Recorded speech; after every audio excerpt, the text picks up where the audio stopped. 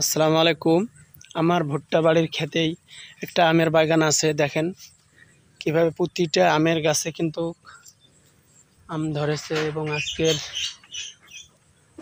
যে ঘূর্ণিঝড়ে সেই অনেক আম কিন্তু এই বাগান থেকে পড়েছে।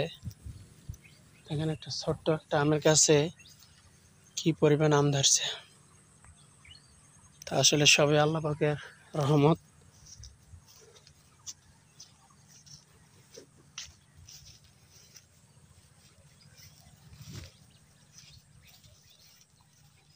বিশাল আমের বাগান। ভাই কি আম পড়ছে? হালকা পাতলা, ঠিক আছে, নষ্ট হয়ে যাবে না হলে নাকি?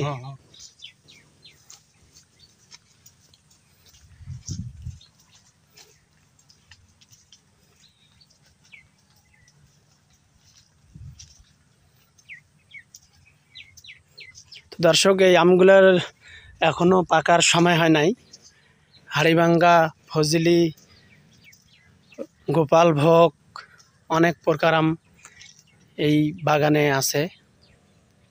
তো আপনারা দেখতেছেন।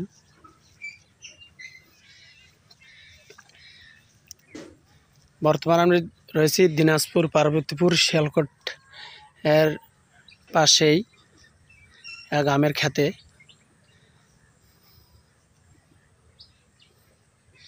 প্রতিটা গাছে মোটামুটি আলহামদুলিল্লাহ আম আছে।